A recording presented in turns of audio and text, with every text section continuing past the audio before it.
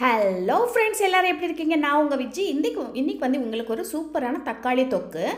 இந்த தக்காளி தொக்கு வந்து நம்ம சாதத்தில் பிசைஞ்சு சாப்பிட்றதுக்கும், அப்புறம் உப்புமா, இட்லி, பொங்கல், தோசை, இது எல்லாத்துக்குமே செம்மையான ஒரு காம்பினேஷன். தக்காளி கார சட்னி எப்படி செய்கிறதுன்னு நான் இன்றைக்கி காட்டுறேன். ஃபஸ்ட் டைம் சேனல் பார்க்குறீங்கன்னா சப்ஸ்கிரைப் பண்ண மறக்காதீங்க. கடாய் சூடு பண்ணிக்கோங்க. இதில் ஒரு 3 ஸ்பூன் எண்ணெய் விட்டுக்கோங்க. இதில் ஒரு கைப்பிடி அளவு உளுத்தம் பருப்பு, ஒரு அரை ஸ்பூன் வெந்தயம், அரை ஸ்பூன் ஜீரகம் போட்டுக்கோங்க. போட்டதுக்கப்புறம் இது நல்லா பொரியட்டும். இந்த போட்ட உளுத்தம் பருப்பு நல்லா கொஞ்சம் கலர் மாறணும்.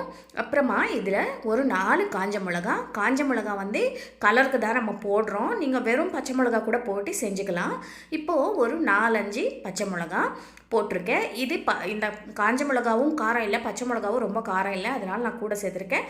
நீங்கள் காரத்துக்கு ஏற்ற மாதிரி காஞ்ச மிளகாவும் பச்சை மிளகாவும் சேர்த்துக்கோங்க. நம்ம போட்ட காஞ்ச மிளகா பச்சை மிளகா நல்லா வறுக்கணும். நல்லா கொஞ்சம் அந்த ஃப்ரை ஆகணும். பச்சை மிளகா நல்லா ஃப்ரை ஆகணும். அதுக்கப்புறமா நான் இதில் ஒரு 5-6 தக்காளி நல்லா சின்ன சின்ன பீஸாக கட் பண்ணி வச்சுருக்கேன். இப்போது இந்த உளுத்தம் பருப்பு கலர் மாறணும், அதுக்கு தான் நான் வெயிட் பண்ணிகிட்ருக்கேன். இப்போ உளுத்தம் பருப்பு நல்லா கலர் மாறிடுச்சு. நான் இதுக்குள்ளே ஒரு 5-6 தக்காளி பழம் சின்ன சின்ன பீஸாக கட் பண்ணி வச்சுருக்கேன். இப்போ பாருங்கள், நல்லா கலர் மாறிடுச்சு. நான் இப்போ இதில் தக்காளி சேர்க்க போகிறேன். அதே மாதிரி பச்சை மிளகாவும் காஞ்ச மிளகாவும் நல்லா ஃப்ரை ஆயிடுச்சு. இப்போது இதில் தக்காளி சேர்த்துக்கலாம். நல்லா பழுத்த தக்காளி, நல்லா கலராக இருக்கிற தக்காளியாக பார்த்து எடுத்துக்கோங்க. அப்போ தான் நம்ம சட்னி பார்க்குறதுக்கும் கலர்ஃபுல்லாக நல்லாயிருக்கும். இப்போ நான் தக்காளி இதில் சேர்த்துட்டு நல்லா ஒரு வாட்டி மிக்ஸ் பண்ணிக்கோங்க. தக்காளி போட்டதுக்கப்புறம் இதில் நம்ம என்ன பண்ண போகிறோன்னா, மீதி சேர்க்குற பொருளெல்லாம் கூட இப்போவே சேர்த்துட்டு இது நல்லா வேக வைக்க போகிறோம். சாஃப்டாக தக்காளி நல்லா வதக்கிடணும். அது வரைக்கும் நம்ம இது சிம்மில் வச்சு மூடி வச்சு குக் பண்ண போகிறோம். இப்போ பாருங்கள், இதில் நான் வந்து ஒரு சின்ன நெல்லிக்காய் அளவுக்கு புளி, இது நாட்டு தக்காளி கொஞ்சம் புளிப்பு இருக்கும், அதனால் நான் ஒரு சின்ன நெல்லிக்காய் அளவு புளி மட்டும்தான் எடுத்திருக்கேன். இப்போ இதில் ருசிக்கேற்ப உப்பு, நம்ம சட்னிக்கு எந்த அளவுக்கு உப்பு பிடிக்குமோ அந்த அளவு உப்பு இப்போவே போட்டுருங்க. அப்புறமா ஒரு 4-5 பல் பூண்டு, ஒரு பெரிய கொத்தமல்லி, அப்புறமா கொஞ்சோண்டு புதினா, ரெண்டுமே சேர்த்துருக்கேன். கொத்தமல்லி புதினா தான் இந்த சட்னிக்கு ரொம்ப நல்ல ஃப்ளேவர் கொடுக்கும். அதே மாதிரி நம்ம பூண்டும் சேர்த்துருக்கோம் இல்லையா, அதனால் இந்த சட்னி நல்லா சுவையாகவும் இருக்கும். அதே மாதிரி நல்லா கமகமன்னு நல்ல ஸ்மெல் வாசனையோடு இருக்கும். இப்போ பாருங்கள், இது நல்லா மிக்ஸ் பண்ணிட்டோம். நம்ம உப்பு போட்டதுனால இந்த தக்காளி நல்லா குழஞ்சி வந்துடும். மூடி போட்டு ஒரு 5 நிமிஷம் விட்டுடலாம். பாருங்கள், நல்லா சாஃப்டாக வெந்துருச்சு.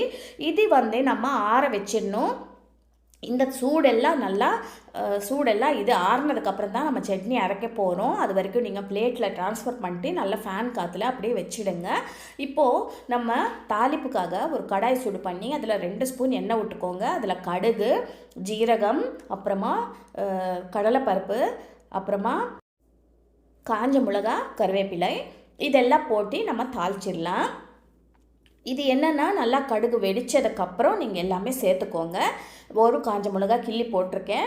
அப்புறமா கொஞ்சோண்டு ஒரு அரை ஸ்பூன் கடலைப்பருப்பு போட்டிருக்கேன். அப்புறமா கருவேப்பிலை போட்டுக்கோங்க. இது எல்லாம் நல்லா ஃப்ரை ஆனதுக்கப்புறம் இது எடுத்து ஒரு பக்கத்தில் எடுத்து வச்சுக்கோங்க. இப்போது நம்ம சட்னியும் அரைச்சிடலாம். அதுக்கப்புறமா இந்த தாளித்த இதில் சட்னி சேர்த்துடலாம். இப்போ பாருங்கள், நல்லா இது ஃப்ரை ஆகிடுச்சி. இப்போ ஒரு மிக்ஸி ஜாரில் நம்ம முன்னாடியே எல்லாம் ஃப்ரை பண்ணி வச்சுருக்கோம் இல்லையா, தக்காளி, பச்சை மிளகா, காஞ்ச மிளகா, பூண்டு, புளி, கொத்தமல்லி, புதினா, உப்பு எல்லாமே இதில் சேர்த்துட்டோம். இப்போது இது வந்து மிக்ஸி ஜாரில் ட்ரான்ஸ்ஃபர் பண்ணிக்கோங்க. நம்ம இதில் எல்லாமே சேர்த்துட்டோம். இப்போ எக்ஸ்ட்ராவாக சேர்க்கறது ஒன்றுமே இல்லை.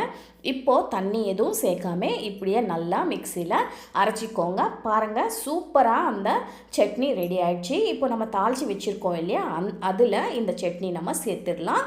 அவ்வளோதான். நல்லா மிக்ஸ் பண்ணிவிட்டு என்ஜாய் பண்ண வேண்டியதான். செம்மையான தக்காளி தொக்கு ரெடி ஆகிடுச்சு. கண்டிப்பாக ட்ரை பண்ணி பாருங்கள். சேனலுக்கு சப்ஸ்கிரைப் பண்ண மறக்காதீங்க.